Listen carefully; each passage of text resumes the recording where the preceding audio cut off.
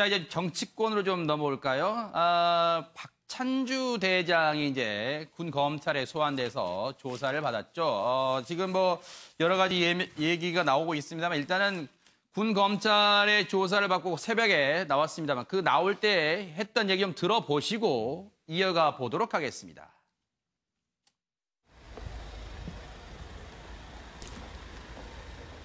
성실히 조사에 임했습니다. 저로서는 그나마 이렇게 소명할 기회가 있다는 것이 너무나 감사했습니다. 감사합니다. 그 공감 비품 절도 의혹에 대한 그 의혹이 지금 새로 되게 됐는데 그거에 대해서는 어떻게 해명하셨는지 말씀하세요. 성실히 조사에 임했습니다. 감사합니다. 네, 정치권 얘기는 이제 차재원 부산 가톨릭대 교수님도 함께 하실 텐데, 자, 여기 윤 대표님. 네. 여기 지금 16시간 조사를 받았단 말이에요. 그런데 지금 또 인터넷상에서 뜨거운 부분이 뭐냐면 이 발언 때문에 그런가 봐요.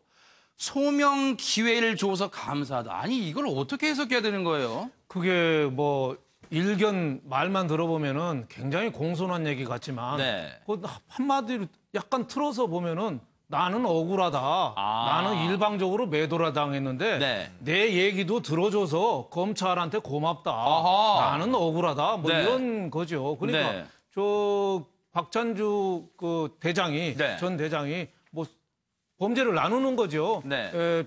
별일 없는 거, 네. 골프공을 죽게 한다든가 이런 거는 다른 데도 많이 하니까 그런 네. 건 인정을 하고 네. 조금 죄가 될 만한 거 네. 이런 거는 모든 걸 부인하고 네. 그리고 또 약간 애매한 거 네. 이거는 다 부인 탓으로 다 돌린 거죠. 아, 네. 그러니까 한민구 전 장관이 아내의 그 갑질, 네. 노예 공감병에 대해서 구두 경고를 했다는데 네. 구두 경고를 장관이 구두 경고할 정도인데 남편이 그걸 아예 몰랐다? 네. 제가 보기에는 아직도 좀 뭔가 물론 뭐 더 조사를 하고 수사를 해서 네. 진실이 좀 밝혀야 되지만 네. 좀 억울하다는 입장이다 이런 생각이 좀 듭니다. 지금 이제 아직까지는 대장 신분인데 전역을 아직 하지 않았고 지금 전 제2작전사령관입니다. 지금 사령관 자리에서 물러났고요. 지금 아직 전역을 시키지 않고 계속 이 군에 남겨서 군 검찰에 수사를 하고 있는데 김광삼 변호사님께 요거 하나 여쭤볼게요. 공관 비품 절도 의혹 새롭게 제기되는데 성실 조사 임했다. 부인 전 씨에 의해서 박찬주 대장도 대부분 혐의를 부인했대요. 갑질도 잘 몰랐답니다. 이걸 어떻게 해석해야 되는 거예요? 그런데 아마 뭐 전략적으로 그렇게 할 가능성이 크겠죠. 왜냐하면 약간 이 법적인 부분에 있어서 말이죠. 부인이 한 행위를 박찬주 대장이 이제 전 대장이죠. 네. 몰라 박찬주 전 대장이 몰랐. 전 사령관이나 낫겠죠. 지금 네. 대장 신분이니까요. 네, 박찬주 전 사령관이 네. 몰랐다고 한다면 사실 박찬주 사령관은 어떻게 보면 전 사령관은 공무원이잖아요. 네. 그럼 직권남용이랄지 여러 가지 문제점이 발생을 합니다. 네. 뭐 강요죄랄지. 그런데 이게 민간인 신부인 부인이 했었고 내가 몰랐다고 하면 네. 공범관계가 되지 않는 거예요. 그러면 사안별로 알았냐 몰랐냐를 다 따져봐야 하고 네. 또 알았냐 몰랐냐에 대해서는 사실은 공감병이 있었고 그 자리에서 부인도 있었고 박찬주 전 사령관도 있었다고 한다면 네. 뭐 그런다고 하면 뭐 알고 있었다고 볼 수 있는 거죠. 네. 근데 그런 상황이 아니고 부인하고 공감병이 있을 때 박찬주 전 사령관이 없을 때 일어났다고 하면 네. 사실은 박찬주 전 사령관은 면피가 될 수 있는 거죠. 아. 면죄부가 주어질 수 있기 네. 때문에 본인은 아마 그 부분에 대해서 다 몰랐다고 얘기를 하는 것 같고 네. 단지 뭐 골프공은 주워오라고 시켰다 이렇게 얘기를 하는데 네. 그 부분도 사실은 이제 법적으로 좀 애매한 부분이 있으니까 조금 그건 뭐 명백하게 네. 시인을 하는 것 같아요. 그래서 사실은 조사받고 나오면서 네. 뭐 소명할 기회를 줘서 고맙다랄지 네. 그런 얘기를 하는 걸로 봐서는 네. 본인이 이 조사에 굉장히 만족하는 거예요. 그렇죠. 그런 조사를 받고 나서 나는 이제 더 이상 처벌받을 게 없구나. 빠져나갈 수 있구나. 그렇죠. 아하. 그리고 이제 군 검찰에서 지금 뭐 강제 네. 수사를 지금 한다고 해서 5곳 압수수색 했지 않습니까? 네. 그런데 사실 대부분 이제 갑질과 관련된 것이라서 네. 이게 비품이랄지 뭐 그런 거와 관련해서 아니면 네. 그중에 압수수색한 것 중에 휴대폰이 있거든요. 네. 거기서 휴대폰을 뭘 지시를 했느랄지 강요를 네. 했는 것이 나타내면 모르겠지만 압수수색하는 데 있어서 과연 결정적인 증거가 뭐가 나올 수 있을까 하는 약간 의구심은 있죠. 네. 차 교수님 오랫동안 네. 기다리셨습니다. 차 교수님께 여쭤볼까요? 지금 군 검찰에 이제 닷새 만에 이제 압수수색 뭐 공관 그리고 집 그리고 일부 사무실 동시다발적으로 압수수색을 했어요. 뭐 공관 집무실 그리고 집도 용인에 있고 충남에 있대요. 그리고 동시에 압수수색했는데 여기서 어떤 뭐 휴대전화, 수첩, 공간 비품 등을 확보하기는 했습니다만 뭔가 속 시원한 뭔가 이 갑질의 전모를 밝혀줄 만한 속 시원한 증거를 찾아낼 수 있을까요? 저는 뭐 그렇게 큰 기대를 걸고 있지는 않습니다. 아무래도 지금 뭐 이 사건이 불거진 지가 꽤 시간이 지났기 때문에 네. 아마 박찬주 대장 입장에서는 자신에게 불리한 여러 가지 그 혐의가 될 만한 것들은 뭐 없애버린다든지 네. 파기를 해서 가능성이 높다고 보는 거고요. 네. 그리고 지금 사실 현역 대장에 대해서 군 검찰이 압수수색한 것은 상당히 이례적인 그 사건 중에 하나입니다. 네. 과거 이런 문제들이 발생하면 바로 군에서는 전역 조치를 바로 시켜버리죠. 네. 그렇게 해야만 여기가 그러니까 제복을 입고 있는 상태에서 네. 이 고위 장성들이 좀 어떻게 이런 강압적인 수사를 받는 모습 자체가 네. 군의 사기를 떨어뜨린다 생각해서 바로바로 전역 조치를 시켰기 때문에 네. 이런 식의 그 압수수색 조차가 별로 없었던 것이죠. 바로 네. 그 때문에 군 검찰도 이 사건이 터졌을 때 관례대로 저분이 어떤 식으로든 하면 조기 전역하고 나갈 것이고 그럼 우리가 할 일이 별로 없겠구나 생각하고 아마도 제 생각에는 뒷짐을 지고 있었을 가능성이 상당히 높습니다. 그럼에도 불구하고 이번에는 지금 그 문재인 대통령이 사실 오늘 뭐 이 장성들 보시 신고 받으면서 이 문제를 다시 또 이야기를 하지 않았습니까? 네. 이 부분 이런 이 고위 장성들의 이 갑질 자체가 어떻게 보면 국방개혁 하나라는 식의 그 접근법을 갖고 있기 때문에 네. 아마 군 검찰은 뜨거라 싶어서 지금 뒤늦게 지금 압수수색에 들어간 겁니다. 그렇기 때문에 저는 상당한 시간이 흘렀기 때문에 네. 그렇게 기대할 만한 그 유의미한 증거를 네. 그 확보하기는 쉽지 않았을 것이라는 생각이 듭니다. 조금 전에 보신 모습이 이제 군 수뇌부 진급 보직 신고를 받는 문재인 대통령의 거수경례하는 모습도 저희가 보여드렸습니다만은 네, 바로 이 모습입니다. 청와대에서 있었고요. 근데 최 교수님, 지금 보면요. 이런 얘기도 지금 오늘 보도로 나오고 있어요.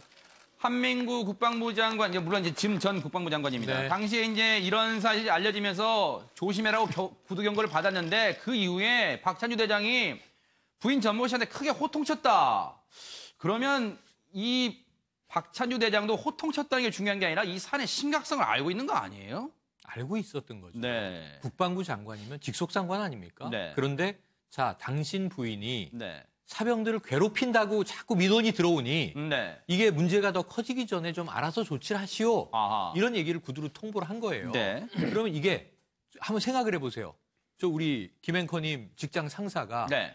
당신 지금 이런 월권 행위를 하고 있다는 제보가 계속 들어오는데 아하. 좀 주의하시오. 네. 그럼 이게 그럴 수도 있고 안 그럴 수도 있고 한쪽 귀로 흘리겠습니까? 바짝 긴장해서 네. 이게 어떻게 된 일이지? 뭐가 그렇죠. 문제지? 몰랐다 하더라도 찾을 것이고 네. 익히 알아서 부부가 함께 했던 행위라면 네. 그때부터 엄청나게 주의를 했어야 해요. 네. 근데 여기서 이제 나온 이야기 뭐냐면 네. 한 달 동안 이 부인에게 네. 공관을 떠나서 아하. 사택에 가서 지내도록 했다. 네. 그런데 문제는 그게 쭉 이어졌으면 모르겠어요. 그러니까요. 이때부터. 네. 한 달이에요, 한 달. 네. 한 달 후에는 왜 돌아왔을까요? 네. 그러니까 한 달 동안 자숙됐어. 아. 이게 뭐 반성했나? 네. 그 다음에 계속 벌어지잖아요. 네. 문제는 이게 사후 약방문 아무 의미가 없었다는 겁니다. 한 달 동안 질책했다 끝. 제가 네. 보기에는 이게 오히려 검찰에서 네. 자, 그 이야기가 있었다는 팩트는 드러났으니까 네. 나도 뭔가 부인에게 조치할 만큼은 했다라는 면피성 네. 하나의 보여주기 행위가 아니었겠나 하는 생각이 들고요. 잠시 소나기를 네. 피해가려는 결국은 그런... 해결되지 않았죠. 네. 왜냐하면 최순실 씨도 네. 정유대 문건 유출 사건 이후에 네. 3개월간 청와대에 발을 끊었다고 합니다. 네. 그때부터 발을 완전히 끊었으면 네. 국정농단이 안 터졌겠죠. 차 교수님, 네.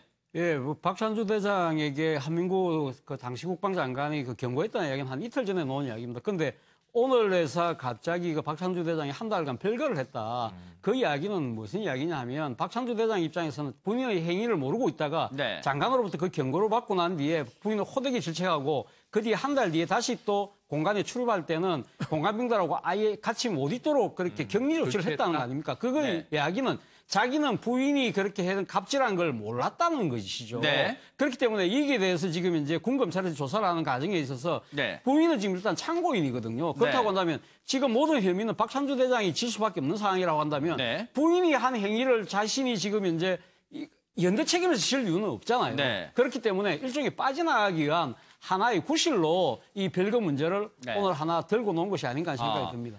지금 박찬주 대장의 이 공감형 갑질 관련 논란에 휩싸면서 그 이후로 지금 육군의 지금 이 내부 분위기가 말이 아닙니다. 윤 대표님, 어제 있었던 이제 군 인사 관련해서 지금 육군이 술렁이고 있다면서 지금 창군일에 처음으로 지금 육군이 배제되고 있어요, 지금. 그렇죠. 네. 저는 옛날에 김영삼 대통령이 처음 와서 네. 하나의 숙정을 네. 정광석화처럼 했거든요. 네. 그거 못지않게 군에는 저는 충격이라고 봐요. 네. 굉장히 어떻게 보면은 합참의장의 빅2 아닙니까? 국방부 장관하고 합참의장의 빅2인데 24년 만에 처음으로 네. 공사 출신 정경두 공군 참모총장이 임명이 됐어요. 네. 국방부 장관과 함께 2명이 임명이 된 거죠. 네. 그리고 그동안에는 합참을 육참이라고 하고 네. 국방부를 육방부라고 할 정도로 네. 육군들이 거의 다 잡았는데 네. 이번에는 그 공사, 네. 뭐 저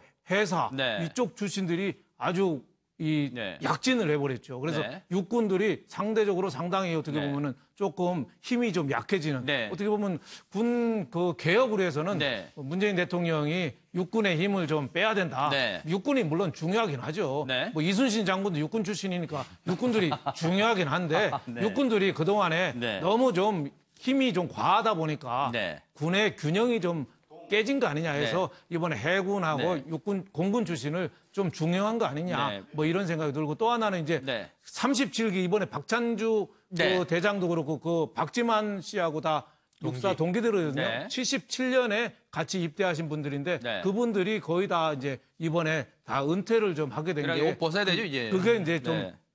두드러진 특징이다 네. 이렇게 볼 수 김 변호사님, 있습니다. 네네. 저는 이제 국방 개혁의 일환인 거 굉장히 맞다고 봐요. 그래서 일단 뭐 국방부 장관은 해군 출신이고 합참의장은 그 공군 출신이지 않습니까? 그래서 지금 사실 문재인 대통령 국방 개혁의 중점이 물론 이제 육사가 그동안 군 수뇌부의 한 90%를 장악하고 있지 않았습니까? 네. 그러니까 그 부분에서 어떤 인적성 측면에서 좀 개혁에 좀 방점이 찍혔다 보고요. 네. 또 하나 중요한 부분은 계속 얘기했던 것처럼 이제까지 우리 군 자체가 네. 병력 위주였어요. 이게 네. 병력 위주라는 것은 육군 중심이었다는 거죠. 그렇지만 향후에는 북한의 핵이나 미사일에 대비하기 위해서는 해군과 공군의 어떤 네. 첨단 무기가 앞으로 도입이 되면서 네. 거기에 이제 사실은 방점이 찍힌다고 보고 있는 거예요. 네. 그래서 해군 출신의 국방부 장관 그리고 공군 출신의 합참의장을 임명을 한 거죠. 그래서 향후에는 결과적으로 계속적으로 이렇게 갈 수밖에 없다. 네. 그러면 육군의 어떤 병력 위주의 어떤 군의 어떤 그 초점이 네. 결국은 해군과 공군으로 갈 수밖에 없는데 이 부분은 이제까지 문재인 대통령이 계속 얘기했던 부분이고 네. 그 부분이 앞으로도 계속해서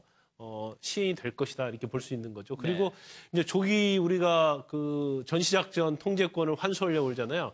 근데 그것에 있어서도 굉장히 육군 해군 아니 해군 공군이 중요합니다. 왜냐하면 지금 우리가 해상이나 이 그 하늘에 있어서도 그게 다 미국에 의존하고 있거든요. 그래서 전시작전 통제권을 가져오려고 하면 결국 해상이나 공군에 있어서도 어떤 전략, 최첨단 전략으로 갖추지 않고 네. 북한에 대해 대응할 수 있는 걸 갖추지 않으면 네. 그걸 가져올 수 없거든요. 그래서 그 부분에 대한 일환으로서 이번에 국방개혁 인사가 단행된 것이다 이렇게 볼 수 네. 있는 거죠.